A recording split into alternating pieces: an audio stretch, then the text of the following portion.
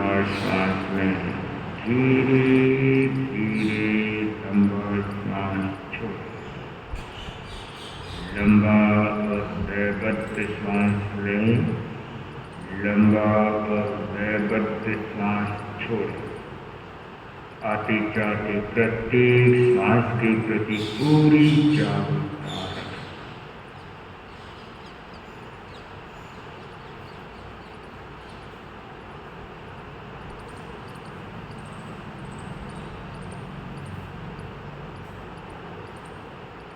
गहरा लंबा श्वास लें, गहरा लंबा श्वास छोड़ें।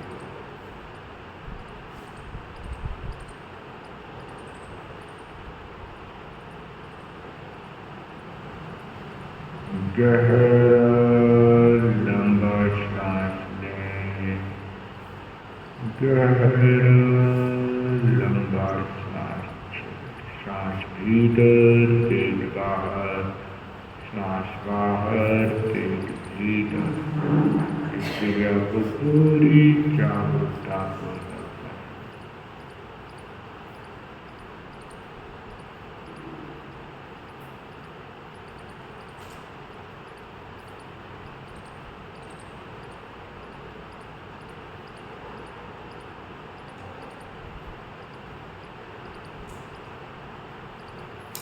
आते जाते प्रत्येक श्वास के प्रति जागरूकता रखें।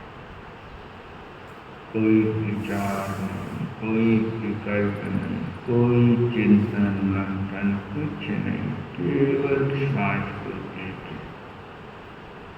आते जाते प्रत्येक श्वास को साक्षी भाव से देखें। श्वास आ रहा है, श्वास जा रहा है।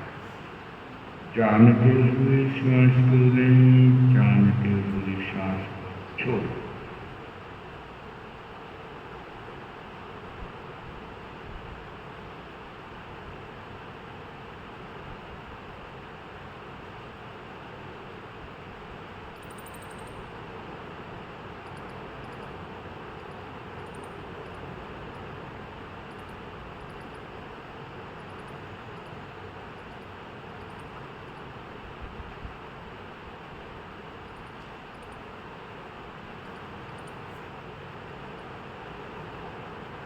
गहरा लंबा श्वास लें, गहरा लंबा श्वास।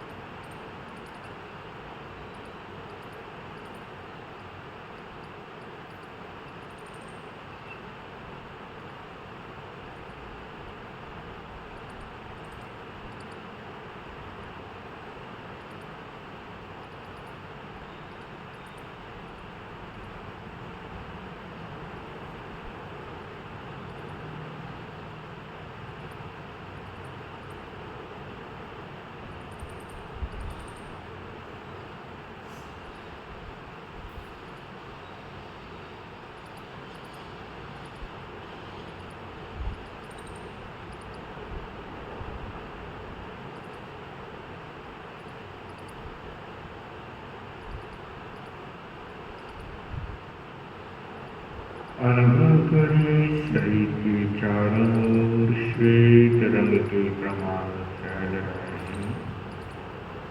शरीर के चारों ओर श्वेत रंग के प्रमाण फैल रहे हैं। अनुभव करें।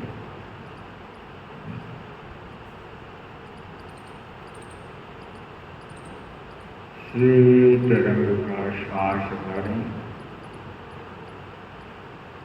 श्वेत रंग का श्वास भरें।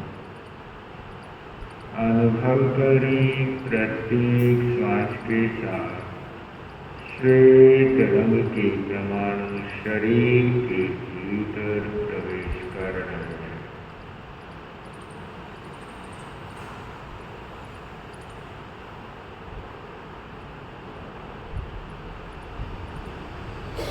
पूरा शरीर श्वेत रंग के परमाणु से भर रहा है। अनुभव करें। पूरा शरीर श्वेत रंग के प्रमाणों से भर रहा है। शरीर का कण कण श्वेत रंग के प्रमाणों से भर रहा है।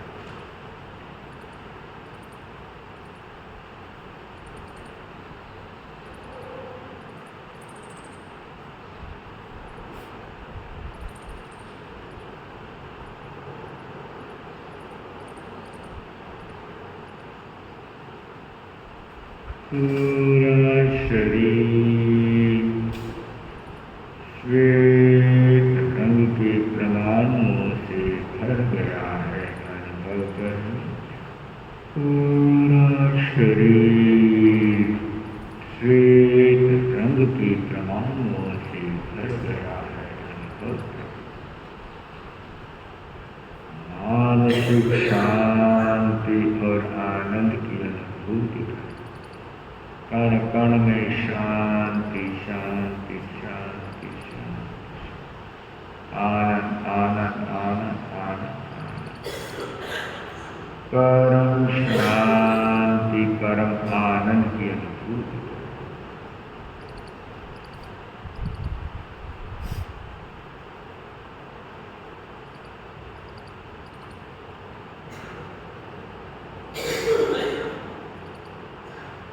परम शांति परम आनंद की अनुभूति करते हुए एक बार ओम की ध्वनि के साथ प्रयोग संपन्न करें। लंबा सांस भरें।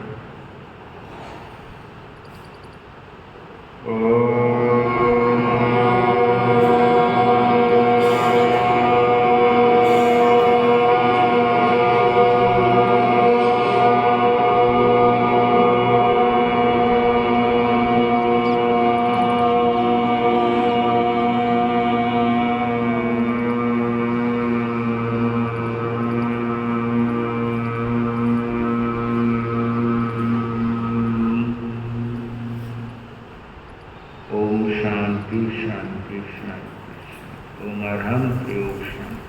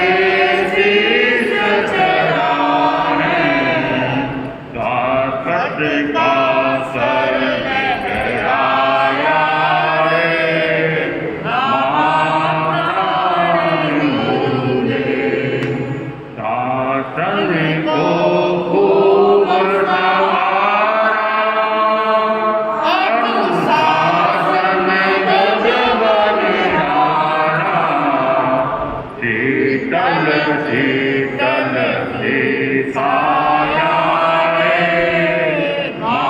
महाप्राण गुरुदेव जीवन भर काम करूँगा ज्ञान का भंडार करूँगा संकल्प अटूट निभाया रे महाप्राण गुरुदेव समकल कल अविकल चलता अनुभव का सूरत फलता पौरुष का मूल्य बढ़ाया रे महाप्राण गुरुदेव जग परिवर्तन का चाहता तुमसे भी उसको आशा ये कैसा दृष्ट दिखाया रे महाप्राण गुरुदेव तुलसी नाम प्यारा तुलसी का नाम सहारा अद्भुत पाया रे महाप्राण गुरुदेव तुम भिन्न देश देशावे आत्मा के अंतर्यामी जागृति का पाठ पढ़ाया रे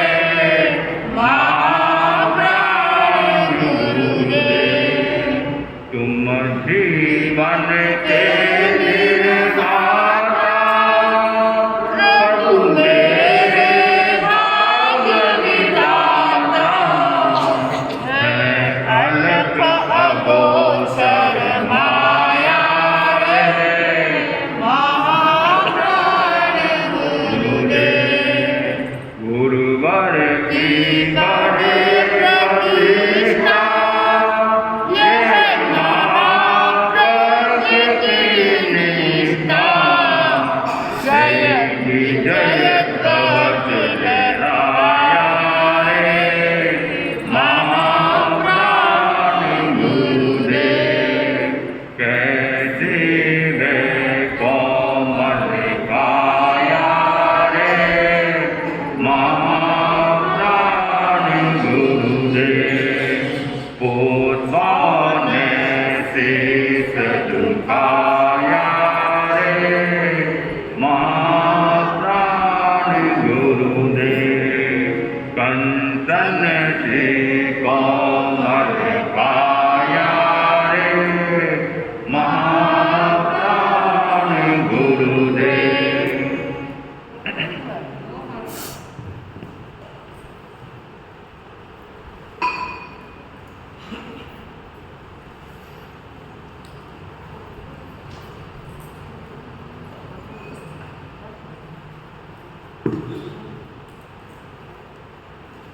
शांति करण प्रभु शांतिनाथ जी शिवदायक सुख खंड की शिवदायक सुख खंड की बलिहारियो शांति जी नंद की बलिहारियो शांति जी नंद की अमृतवाण सुधासी अनुपम मेटन मिथ्यानंद की मेटन मिथ्यानंद की बलिहारियो शांति जी नंद की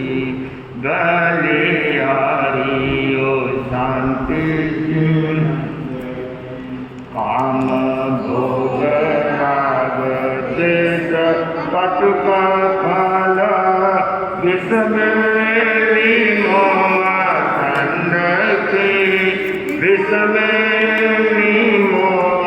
गंध के बलियारियो शांति जी नंद की बलियारियो शांति जी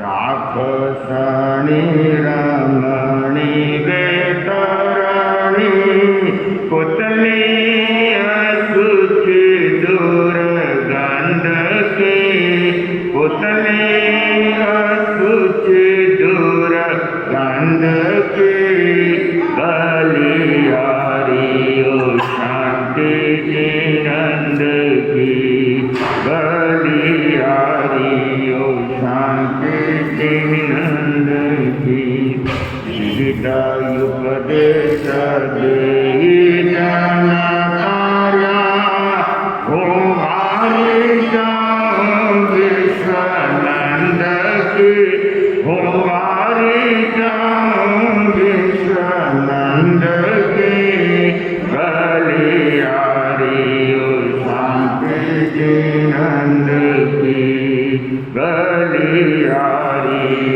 शांति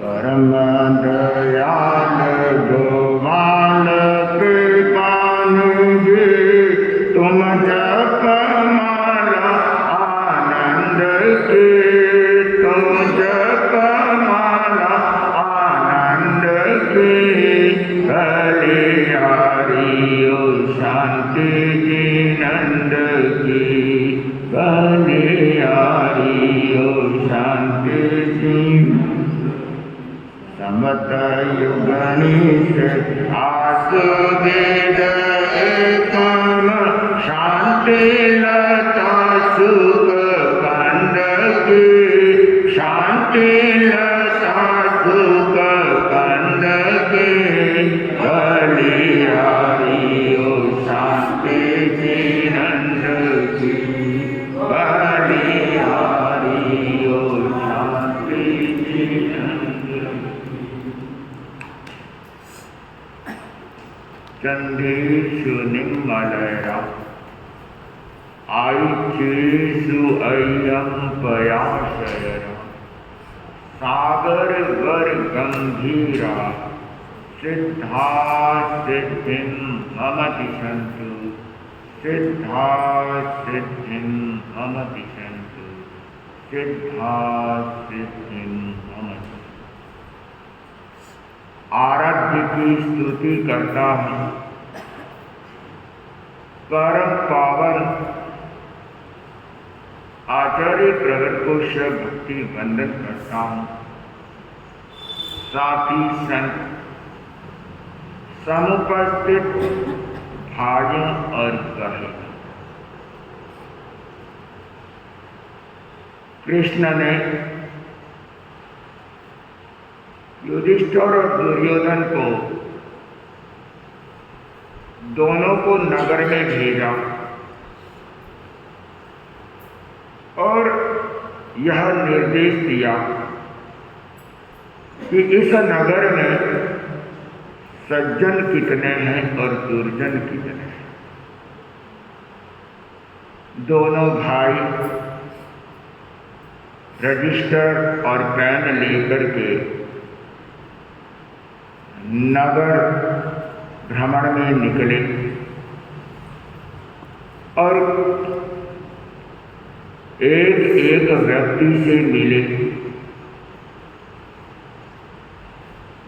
सुबह से शाम तक घूमकर कृष्ण के पास में आ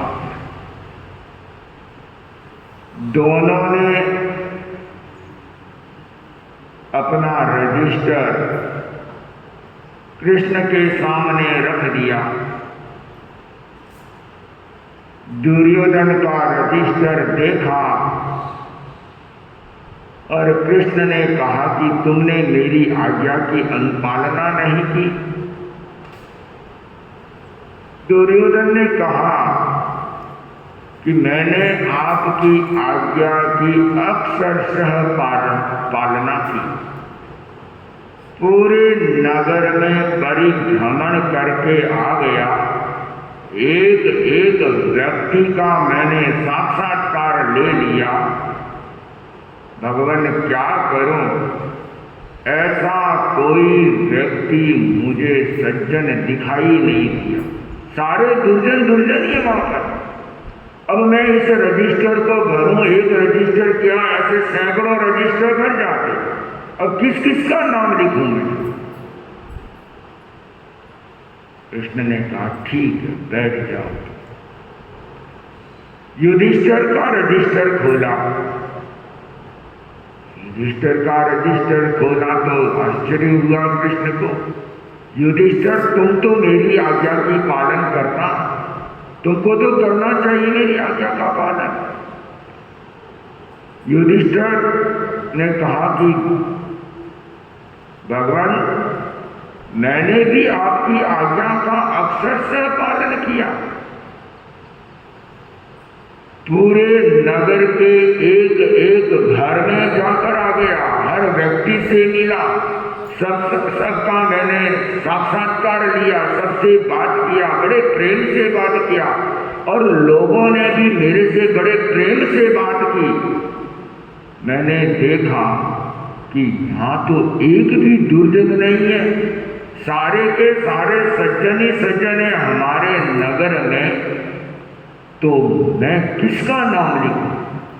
यदि सज्जनों का नाम लिखना शुरू कर दूं तो न जाने कितने रजिस्टर भर जाए, कितने रजिस्टर भर जाए।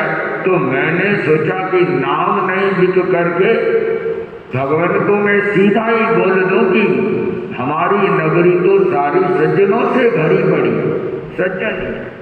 अब दो व्यक्ति है, नगर वही है, व्यक्ति वही है, घर वही है, समाज वही है। एक व्यक्ति को सारे दुर्जन ही दुर्जन दिखाई दे रहे हैं और एक व्यक्ति को सारे सज्जन ही सज्जन दिखाई दे रहे हैं। ये हमारे दृष्टिकोण पर निर्भर करता है। एक मिथ्या दृष्टि होता है और एक संगत दृष्टि होता है। संसार में सुख भी है और दुख भी है। सुख लेने वाला चाहिए और दुख को छोड़ने वाला चाहिए।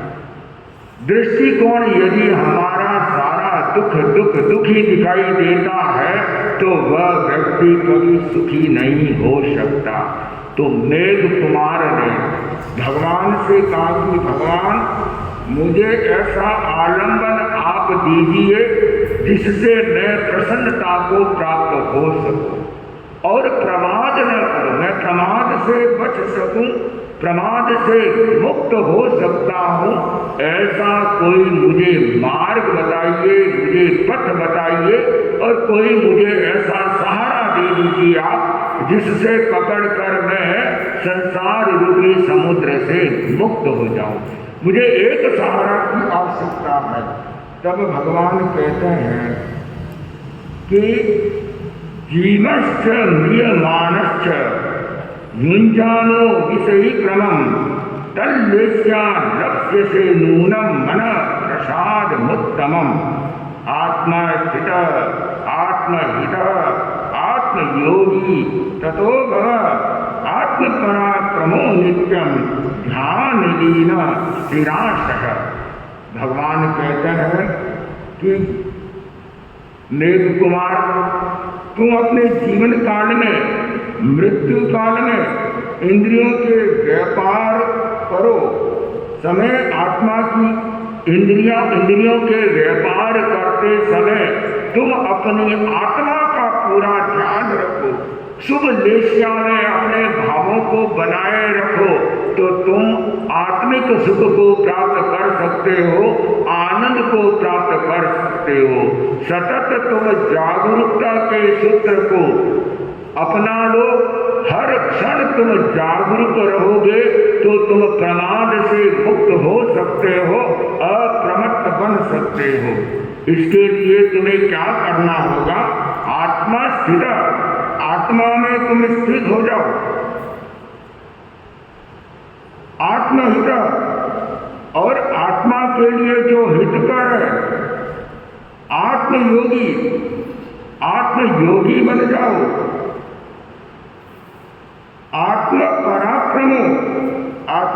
लिए पराक्रम करने वाला ज्ञान लीना स्थिराशय, ज्ञान में लीन हो जाओ और अपने चित्त को स्थिर कर लो। कितनी सुंदर बात कही गई है कि तुम आत्मा में स्थिर होना चाहते हो, आत्मा का हित करना चाहते हो और आत्म योगी बनना चाहते हो और आत्मा में पराक्रम करना चाहते हो, तो ध्यान की साधना में लीन हो जाओ और अपने चित्त को स्थिर कर लो। बहुत मुश्किल है। लोगों का प्रश्न होता है कि ध्यान करते हैं, माला करते हैं और मन स्थिर नहीं रहता, ये प्रश्न है। और जब मन स्थिर नहीं रहता है तो आनंद को कैसे प्राप्त होगा, कैसे प्रसन्नता को प्राप्त होगा। और आनंद और प्रसन्नता की प्राप्ति करना चाहते हो तो तुम अपने आप को स्थिर कर लो, मन को स्थिर कर लो, मन में स्थित हो जाओ, मन को सुमेरु की भांति दृढ़ बना लो। जब सुमेरु की भांति मन दृढ़ हो जाता है तो तुम आनंद को प्राप्त कर सकते हो। व्यक्ति युद्ध करता है, बाह्य युद्ध करता है और उस युद्ध में वह विजेता हो सकता है। भगवान ने कहा है, जो सहसम सहसानम संगामे दुजे जिने एकम जिने की अपाणम ऐसे परमो जो, कि तुम 10,000 योद्धाओं को युद्ध में जीत सकता है, लाखों योद्धाओं को युद्ध में जीत सकता है, लेकिन अपनी एक आत्मा को जीतना बहुत मुश्किल है। जो अपनी आत्मा को जीत लेता है वह परम विजयी होता है। तो भगवान ने कहा कि तुम बाह्य युद्ध क्या करो, युद्ध तुम्हें करना है तो तुम अपना आंतरिक युद्ध करो, अपनी आत्मा से युद्ध को। अपान मेव जुज्जाहि किमते जुज्जेन बच्चो, अपान मेव अपानम जयता सूरमेव है। तुम यदि शाश्वत सुख को प्राप्त करना चाहते हो, परम आनंद को प्राप्त करना चाहते हो, तो भगवान ने कहा कि तुम अपनी आत्मा के साथ में युद्ध करो। जो व्यक्ति अपनी आत्मा के साथ युद्ध करता है, अपने आत्मा के शत्रुओं को पराजित करता है, वह व्यक्ति वास्तव में विजयी होता है। बाह्य युद्ध में तुम कितने ही महावीर योद्धाओं को हरा सकते हो, लेकिन अपनी एक आत्मा है, तुम उसको जीत नहीं पाते हो। तो बाह्य युद्ध करके क्या हो जाएगा?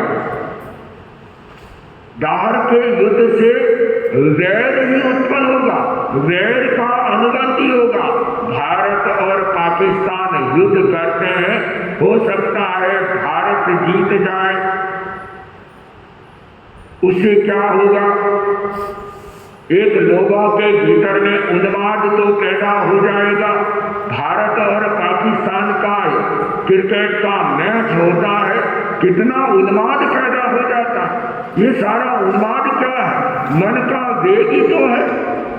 और उस वेग के कारण आपस में कितना वैर का अनुबंध हो जाता है, एक दूसरे के प्रति भीतर में कितनी क्रूरता की भाव आ जाता है। तो ये बाह्य जितने भी युद्ध है, ये सारे हमारे भीतर में क्रूरता को पैदा करते हैं, करुणा हमारी सूख जाती है। इसलिए भगवान कहते अपान मेव जिज्ञाहि किंते जिज्ञेन बच्चई, तुम अपने भीतर अपनी आत्मा से युद्ध करो। बाहर के युद्ध से क्या होगा? जो अपनी आत्मा से युद्ध करता है, अर्थात जो अपने कसाय से युद्ध करता है, वही व्यक्ति परम विजय होता है। बाह्य युद्ध करने वाला कभी जीतता है, कभी हारता है। महाभारत का युद्ध हुआ, कितनी अक्षौहिणी सेना थी, और जब युद्ध समाप्त हुआ तब युधिष्ठिर सोच रहा है कि अब मैं किस पर राज करूं। जब युधिष्ठिर का राज्याभिषेक हो रहा है और राज्याभिषेक के समय में परिवार के तो कोई लोग ही नहीं है, सारे परिवार के लोग मर गए हैं।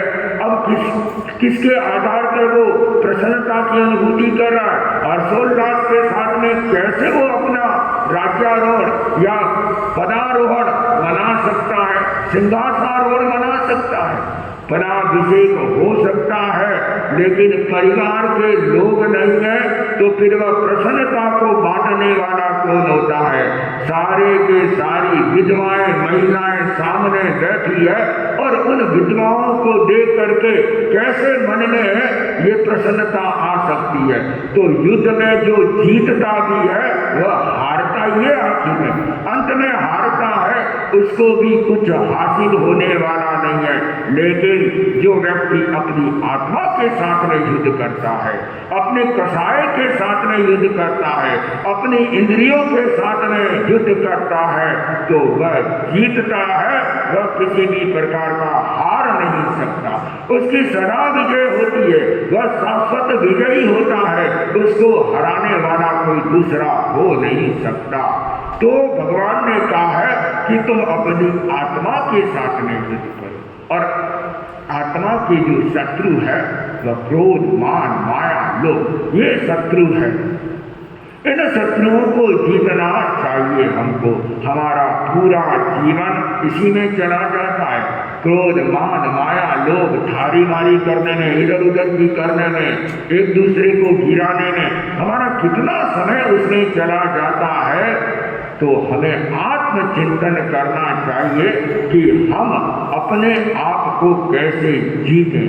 अपना जीवन बहुत क्षण भंगुर है, बहुत मुश्किल से प्राप्त होने वाला ये मनुष्य जन्म है, और इस मनुष्य जन्म को हम ऐसे ही व्यर्थ गंवा देते हैं। व्यर्थ नहीं गंवाना चाहिए। एक सन्यासी, युवा सन्यासी था, बड़ा तेजस्वी सन्यासी था। वह भिक्षा के लिए गया, देखा एक महिला भिक्षा बहराने लगी, और महिला के भीतर में एक प्रश्न उठ गया। महिला ने कहा कि अजहू सवाल। सन्यासी ने देखा कि महिला ने प्रश्न किया है अजहू सवाल, इसका मतलब महिला बड़ी विद्वान महिला है, बड़ी विद्वान महिला है, तो इसका कोई रहस्य है प्रश्न पूछने का।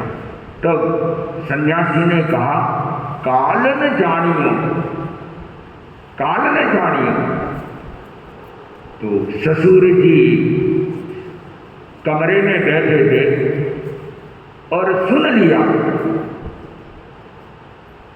कि ये क्या बेतुकी बात कर रहे हैं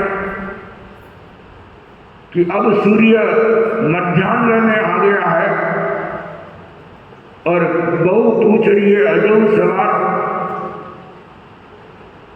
इतना जल्दी कैसे? तो ये उत्तर दे रहा काल न जानी, इसको पता नहीं है कि सूरज दोपहर तक आ गया है। एक सन्यासी होकर के झूठ बोल रहा है। तो इतने में साधु ने भी एक प्रश्न पूछ लिया, तुम घर कौन अच्छा?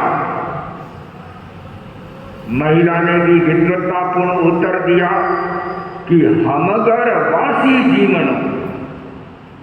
अब ये बात सुनी ससुर जी ने, तो ससुर जी को गुस्सा आ गया कि हमारे यहाँ तो रोज गरम गरम भोजन बनता है, रोज पकवान बनते हैं, रोज नई मिठाई बनती है, और इसने तो मेरी इज्जत को ही लूट लिया कि हम घर वासी जीवना, हम तो वासी भोजन करते हैं।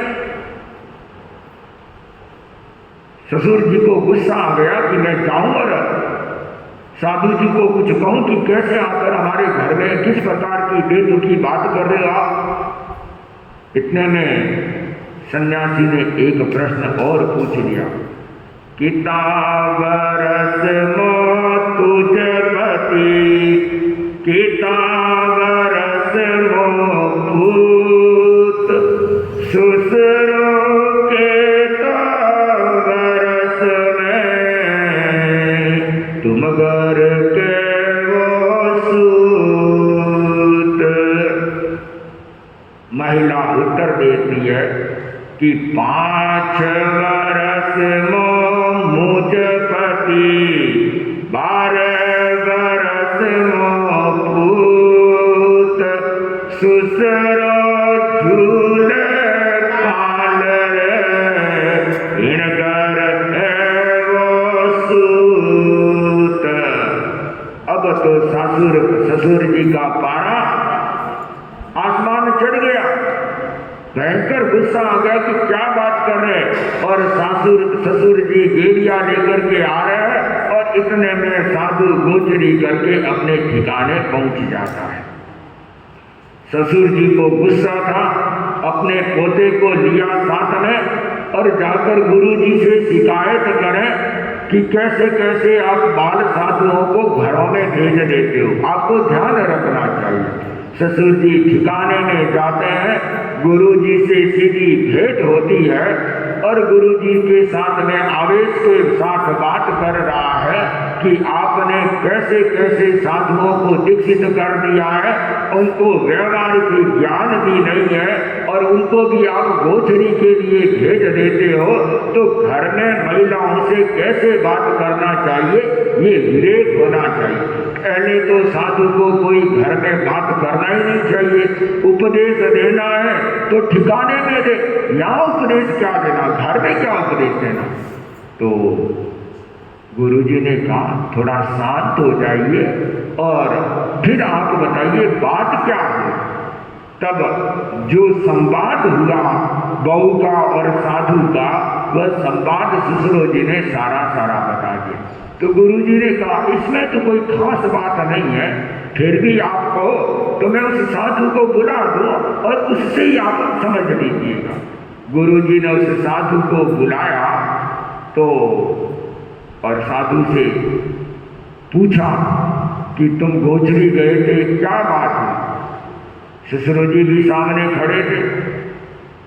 तो उसने कहा कि इनकी बहू बड़ी विद्वान बहू थी, बड़ी धार्मिक बहू थी, तो इसलिए मैंने सोचा कि इतनी धार्मिक बहू है तो उसने प्रश्न पूछा और मैंने उसका उत्तर दे दिया और मैंने भी कुछ जिज्ञासा कर दी। तो क्या बात हुई, तो बहू ने पूछा अजो सवार इतना जल्दी कैसे, अर्थात आप इतने जल्दी साधु कैसे बने, अभी तो आप युवा हो, आपके चेहरे पर तेज है, इतने हड्डे करते हैं, तो आप इतने जल्दी कैसे साधु बने। तो मैंने उत्तर दे दिया काल न जानियो, अर्थात समय का किसी को पता नहीं है। कौन जानता है समय को, किस समय काल आ जाए, मृत्यु कब आ जाए, ये किसी को पता नहीं है। तो इसका विद्वत्तापूर्ण उत्तर था, तो मैंने भी उसका उत्तर विद्वत्तापूर्ण दे दिया कि यदि काल को कौन जानता है, किस समय मृत्यु आ जाए, तो इसके प्रश्न का उत्तर मैंने ये दिया था। तब ससुर जी का थोड़ा आवेश शांत हुआ कि इसमें तो कोई खास बात नहीं है, बात तो सही कही। तो ससुर जी ने कहा कि ये क्या आपने जो पूछा था तुम घर कौन आछा, और मेरी बहू ने उत्तर दिया कि हम घर वासी जीवण, हमारे यहाँ रोज पकवान बनता है, रोज सुबह शाम दोपहर 24 घंटा हमारा तो चूल्हा चालू रहता है। फिर ये मेरी तो इज्जत का सवाल है कि हम घर वासी जीवण, हमारे यहाँ वासी कुछ रहता ही नहीं है, और हम तो जैन है, जैन तो वासी वैसे ही नहीं खाते हैं। तो सन्यासी ने, साधु ने कहा कि देखिए आपके बहू कितनी समझदार है। उसने कहा कि हम अगर वासी जीवनों, अर्थात आपके घर में पूर्व में जो पुण्याई की है वो पुण्याई चल रही है, नई कमाई क्या कर रहे हो आप, नई कमाई तो कुछ कर ही नहीं रहे, क्या धर्म ध्यान कर रहे हो आप, क्या आत्मा की साधना के लिए कर रहे हो आप। पूर्व में आपके पूर्वजों ने जो धन कमाया था उसी धन का आप उपभोग कर रहे हो, नई कमाई कुछ नहीं कर रहे हो। अब आप सेठ जी बताइए कि आप वासी भोजन करते हो या नया भोजन करते हो, गरम गरम भोजन करते हो। ये बात तो सही है तो पूर्वजों की पुण्याई है, उसी का फल भोग रहे, तो फिर वासी जीवना आप आपकी बहू का कहने का अर्थ यही था। तो चलो कोई बात नहीं। मेरी बहू ने कहा कि मेरा पति 5 वर्ष का है, मेरा पुत्र 12 वर्ष का है। पुत्र तो 12 वर्ष का, ये बात तो सही है, पर 5 वर्ष का बच्चा और ये 25 वर्ष की बहू, क्या ये जोड़ी बैठती है? क्या आप स्वयं समझ लीजिए अच्छी से। और मेरे को बताया कि तुम तो पालने में जूझ रहे हो। अब मैं पालने में जूझ रहा हूँ, आज मैं लगभग 50-60 वर्ष का हो रहा हूँ और मुझे पालने में जूझने के लिए बता दिया गया, ये कैसे बात है? तो आपकी बहू ने कहा कि मेरा जो पति है वह अब 5 वर्ष से धर्म ध्यान करने लगा है, साधु संतों के ठिकाने जाने लगा है, और मेरा जो पुत्र है उसको तो मैंने जन्म घूटी के साथ में ही नमस्कार मंत्र सुनाना शुरू कर दिया था, साधु संतों के ठिकाने ले जाना शुरू कर दिया था, सामायिक कराना सिखा दिया था, तो वह 12 वर्ष का। और आप हमारे जो ससुर जी है वो कुछ नहीं करते, वो दिन भर सोए रहते हैं, मौज मस्ती में रहते हैं। तो आपकी बहू का कहने का अर्थ ये था कि मेरा पति, जो बाकी तो उम्र है ना, वो सारी कोई खास काम की उम्र नहीं है। जो जिस उम्र में धर्म ध्यान किया जाता है वही उम्र होती है, बाकी सारी उम्र प्रमाद की होती है, व्यर्थ की होती है। तो जो उम्र, मूल जो उम्र थी, धर्म ध्यान की उम्र थी, उस धर्म ध्यान की उम्र की बात आपकी बहू कह रही थी। तो मेरा पति वो 5 वर्ष से धर्म ध्यान कर रहा है, मेरा पुत्र 12 वर्ष से धर्म कर रहा है, और मेरे ससुर जी तो अभी पालने में झूल रहे हैं, छोटे बच्चे हैं, और बच्चा अब कैसे धर्म ध्यान कर सकता है? तो ससुर जी की भी आंखें खुल गई और उन्होंने उसी समय गुरु चरणों में वंदना की कि संकल्प कर लिया कि अब आज के बाद वासी भोजन नहीं करेंगे, नए पुण्य का अर्जन करेंगे और साधना करेंगे। तो ये जीवन क्षण भंगुर है।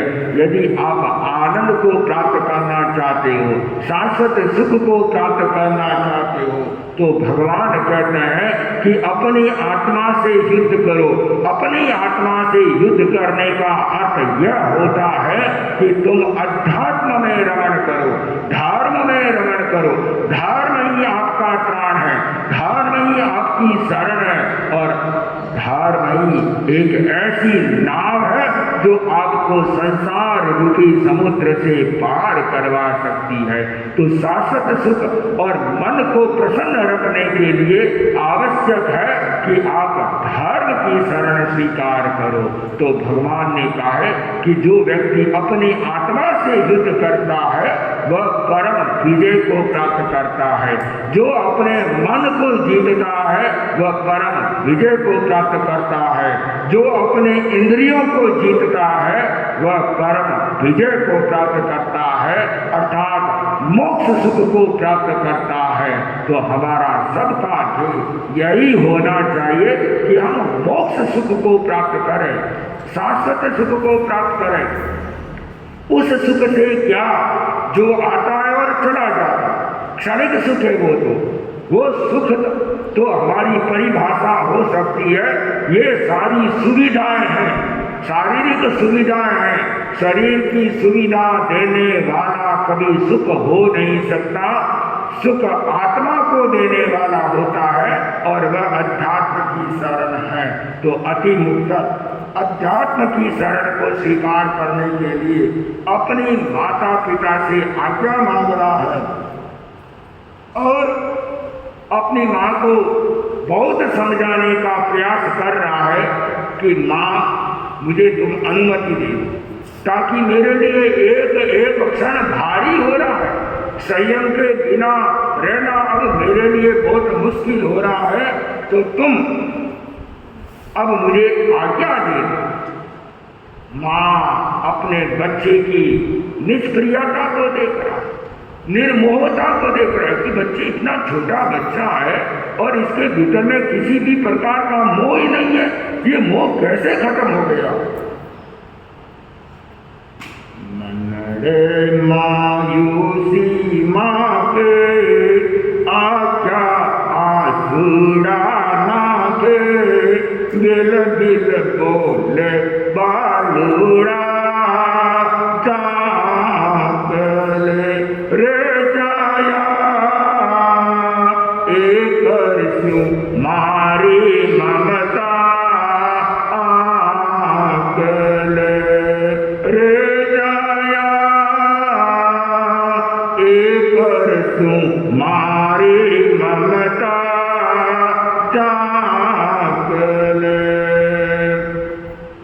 वीर प्रभुरी वेदवाणी थारो अंतर भेद्यो है, अद्भुत अनुभव री जागरणा भव भव बंधन छेद्यो है।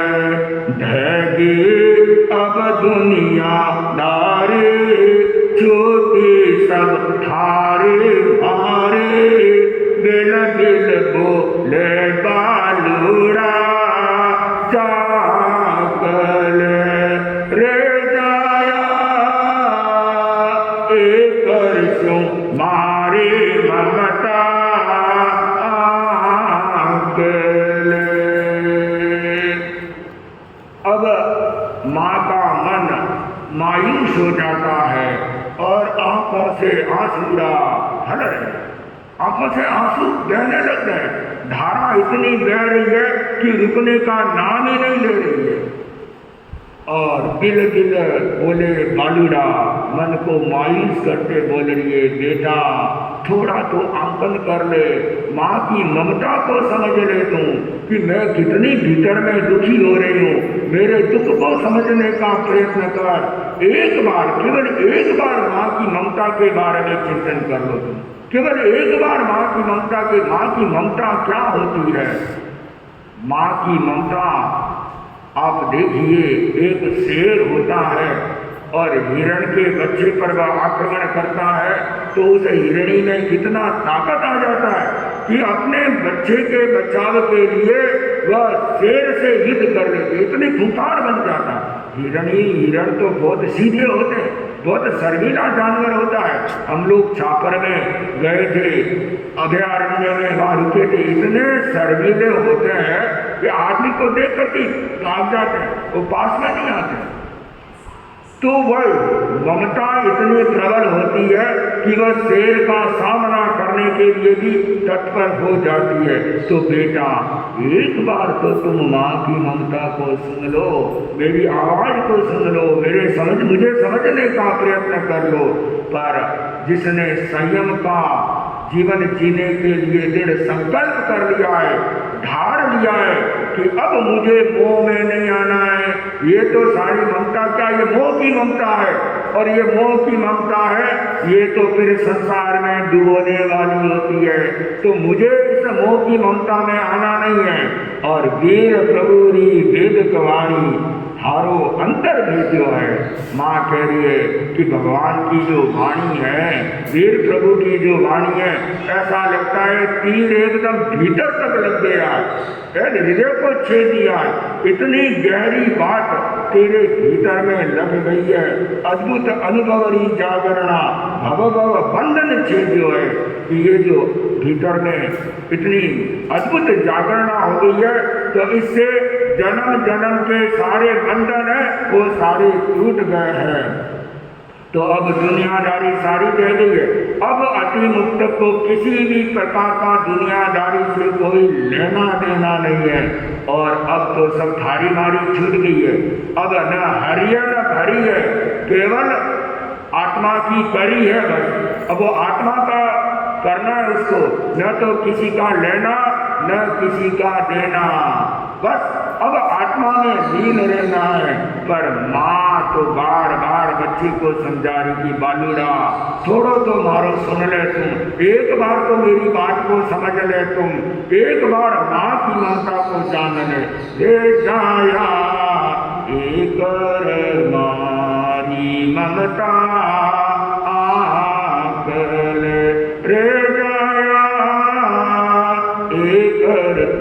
मारी ममता आँख ले।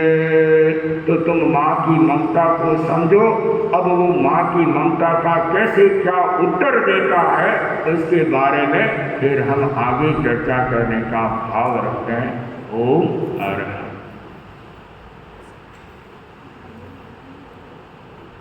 दस का पारना कल लताबाई गोठी ने किया था और अंकिताबाई गोठी का बावर्ची गोठी की पुत्र वधू उनके आज 11 की तपस्या चल रही है। तो तपस्या छोटा गांव है, फिर भी एक एक करते 11 हो जाता है ना। एक करते 11 हो जाता है, 11 की ताकत हो जाती है। तो तपस्या का क्रम आगे बढ़ता है। आज के उपवास की बारी मंजू संकेचा और हीरा संकेचा। कल की उपवास की बारी हितेश पड़ेगा। सुनिए मंगल पाठ।